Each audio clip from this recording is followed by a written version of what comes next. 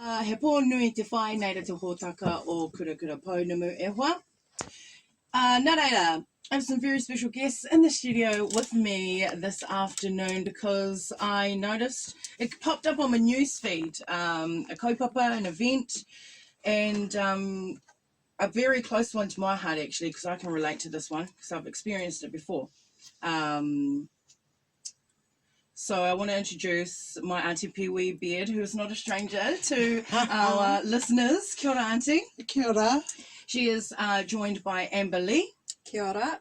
Sherelle. Kia ora. And Anna Masu. Kia ora, Anna. Kia ora. She didn't want me to talk to her. But I will mihi to you. I'll mihi to all of the wahine and our kōtiro here in the room today to come and talk about this kaupapa, talk about stand up for our tamariki. You're organising a protest this weekend. Auntie Pee-wee, I'll let you go first and talk about why you're so passionate about this kaupapa. So, my passion of this kaupapa is about standing up and saying no more. There needs to be a change within our society, our system, within whānau, within government and everything that is connected to our tamariki. And it's just about changing. We've got to do something to change the system. It's not working. It's just not working for our tamariki. What hurt you the most, Auntie? Because I've seen you actually out there fighting with a mother, and she's just had her baby in hospital, and they're trying to take her baby off her. So, what first brought it to light? Even though I've been working within this arena as a volunteer, advocating for whānau who go up against family group, against SIFs. I'm sorry, I don't call them oranga tamariki because they don't oranga my tamariki. Is the Hastings, the what happened with that young mama there, and the trauma that she watching that video, the trauma she must have been going through just delivering a baby, and then having to protect that baby away from an organisation that's meant to be there to support her and have care and protection of that baby in mind. And there was no care and protection or any kind of awhi towards any support of that newborn baby. And our Māori were disempowered, totally disempowered. So I thought, that's it, we need to stand up, we need to speak out, because this thing has been going on for not just here and now, but for decades, and I'm a product of that system. Yeah. Amber, why have you decided to stand up for our tamariki? Because our tamariki are our future. They're our whakapapa and they need to be protected. I'm totally against oranga tamariki's practices. I believe that they should be wrapping services around our whānau instead of completely tearing the children and the parents apart. We do know that there are some whānaus that are dysfunctional, but they need to be given a chance. You know, you don't just take them away. You give them a chance, and you give them ways to deal with the underlying problems within their whānau, so that they can stay together. And if not, then find other whānau. Kia ora. Don't take them away and give them to strangers. You know, that's traumatizing, not only for the child but also for the parents as well, the whole entire whānau. You know, it needs to be stopped. And one of the other reasons why I'm a part of this is because I work in the suicide arena, and when the children are screaming for help and they're not being heard, they end up doing what we don't want them to do. Yeah. You know, so this is where this is the reason why I am a part of this kaupapa, standing right next to Pee-wee, because it's very, very dear to my heart that children are everything and they should be heard. You know, we need to break that intergenerational trauma. That's what we need to do. Kia ora. Sherelle, how did you get involved in this kaupapa? I just messaged Pewi one day to start this march, and she was already sort of organising it, so I joined on board. But my reasons for being here are a little bit personal, you know, and I've had dealings with SIPs back in 2001, and they come and rip my kids out from me too, and, you know, I just feel that it's so wrong, and I don't want anyone else to go through what I went through. And not knowing what the next step was, I was so fortunate because I have family in Australia, so they were able to fly over and sign the 28-day contract, and then we flew out of here. But had I stayed here and not had that, I just wonder what would have happened to my kids. And that's real passionate to me because if they, anyway, look, that's why I'm here. Kia ora. Hard. Beautiful. And so what do you hope to achieve with this march this weekend? So what we're hoping to achieve is that it brings about notice of change. There's got to be change within our systems that are out there for our whānau, for our tamariki, because it's got to change. There's acts that need to be removed. There's acts that were put in place that they're not following. Section 7AA is a really good act that should be being utilised right now all the time, but instead they're bringing in Section 7A and uplifting without notice, and they're not even sitting down with whānau or with the parents to try and wrap around services so the tamariki stay with their parents or within whānau. So what I hope that this will bring about is, one, that people will actually stand up and say, yeah, this isn't right, this is happening, this is I'm really passionate about this is colonial control and power that is disempowering us as Māori, and that the effects of what they're doing now will be generations to come. And it's got to change. There's got to be a better way, and there is a better way. They just got to start listening. And the better way is work with whānau, put whānau at the forefront to walk along what happens with their tamariki. Stop alienating them. Stop taking the tamariki and then saying, see you later, they belong to us, they don't belong to you anymore. They belong to us. So, It's all about whanaungatanga and kotahitanga, you know. We can't turn a blind eye anymore, and if they don't know what steps to take, look back in the past. How did our whānau, our tupuna do it back then? They all banded together and they made sure that the tamariki were looked after. It didn't matter what was going on, they came together and they worked together, you know. So maybe Oranga Tamariki could look at that. I think we need to look at like the whole whānau situation and not group it all together like one big problem. These are individual issues and they need to be dealt with as individual issues. Mine was different from everybody else's too, but they dealt with me like they dealt with everyone else's, and that's not my situation. And I don't mean to bring up horrible stuff, and I'm sorry, but at the time my stuff was coming up, Lily Bing was in the spotlight at the time, and SIPs had the spotlight on them big, and I just felt like I was really bullied. Just the way they came in and took my son without any support for me or what I was going to do in the future.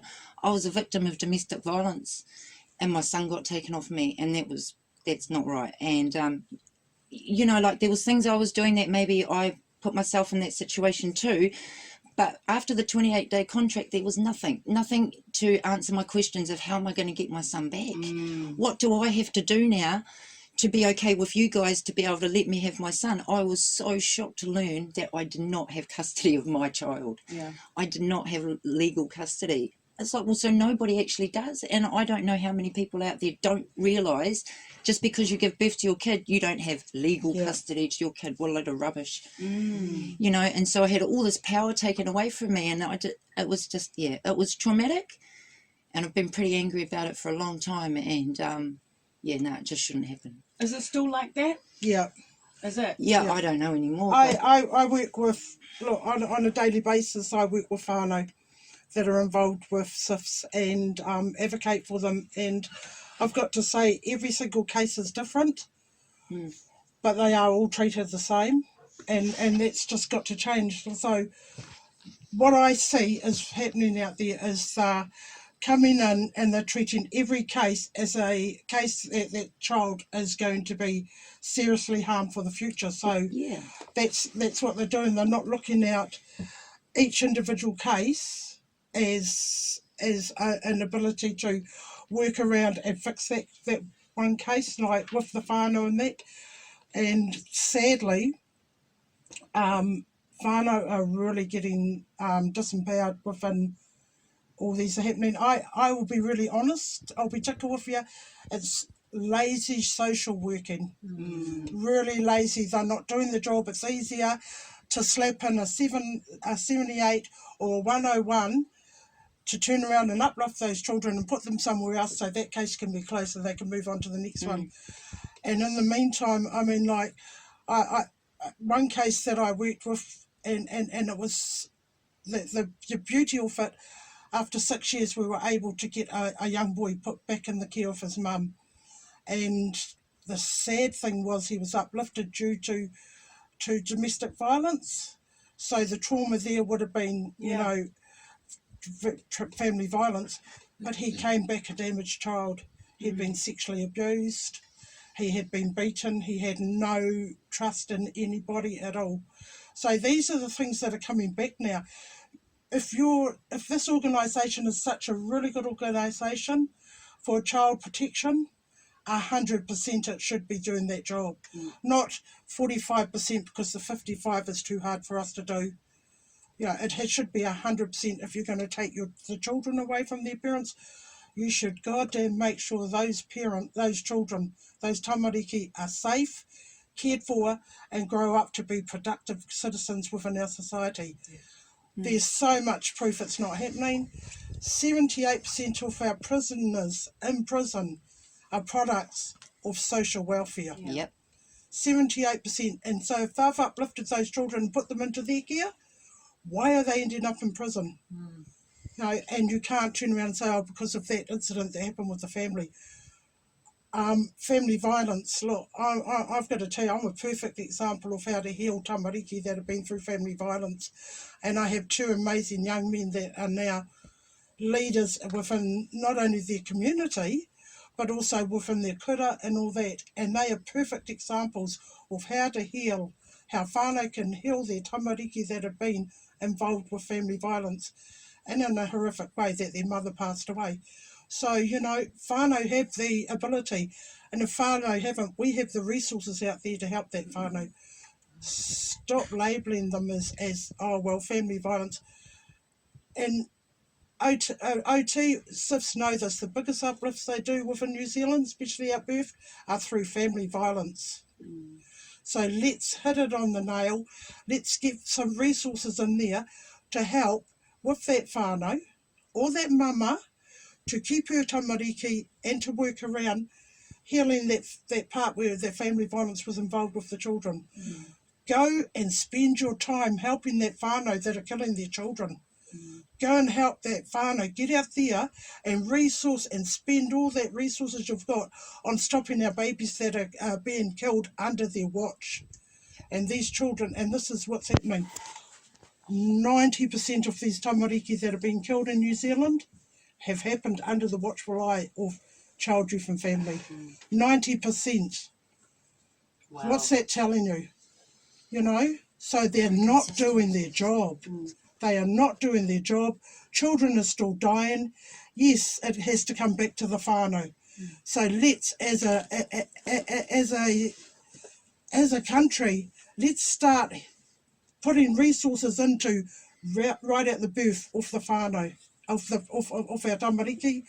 Put the resources in there, put everything that's needed to work around whānau, so this generational crap stops now.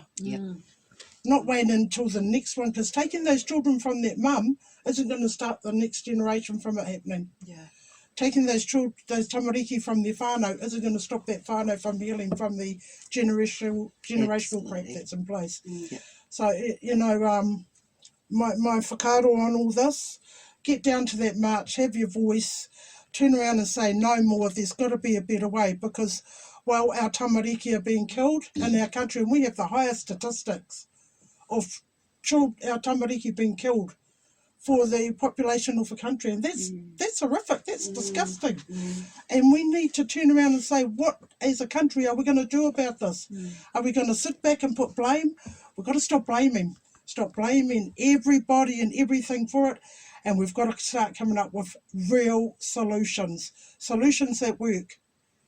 And it's got to be done now. It's got to be done today, and we're going to be screaming that out in the march. So if you believe in this, if you really, really don't want to see any more killings in our country of our tamariki, get down there, have a voice, say what you think needs to be done.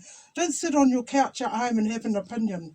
You know, there's too many of those out there. Don't sit in your office saying, well, I'm doing my job, I'm following policy. If that policy doesn't meet whānau, change that policy. If you're in that job, change it. Get the heck in there and do something, so from now on our country can be seen as a country that looks after their tamariki, like it was before colonialism happened. You know, so kia ora. Beautiful. No, beautiful, Auntie. When's the protest happening? Where and what time, so we can come down and support? So it's on Sunday, and it's on the corner of Gloucester Street and Worcester Boulevard by the Gloucester Street Avon Bridge. And we're gathering there at 11. We're going to start the march at 11:30. We're going to march around through to Cathedral Square, where we're going to have some people there doing some speaking and just doing a bit of protest there and hopefully getting heard. And we're opening up the stage. Anyone wants to come and have a kaupapa. Look, even if you're anti it, come and have a voice. Come and tell us why. And you know, we're open. But this is about our tamariki. This is about child youth and family. This is about the passing of our tamariki out here in New Zealand. No more. Take your hands off our tamariki. There's got to be a better way. Our whānau need to step up too. Big thing, I need to say this. Our whānau need to take responsibility for laying their hands on their tamariki or allowing someone else to do it. They need to take responsibility. That's not a blame, that's the truth. And every whānau within that whānau that it's happening, they need to stand up and speak too. It's time to step in, be the hero in your whānau. Be the hero. Kia ora. I know, Auntie Pee-wee Beard and Deiwe with Amberley, Sherelle, Anamasu. Thank you very much, Wahine Toa, for coming in today to talk about your kaupapa. And thank you very much for your mahi and your passion for standing up for our tamariki. It's just heartbreaking to hear the kōrero about the experiences of our whānau out there and the ratings as well. It's just... that's scary stuff, man. Real scary. So, he mihi tēnei ki o koutou katoa ngā marae kura mō mātou tamariki mokopuna. Thank you very much for coming in today. Thank you. Kia ora. Thank you for having us.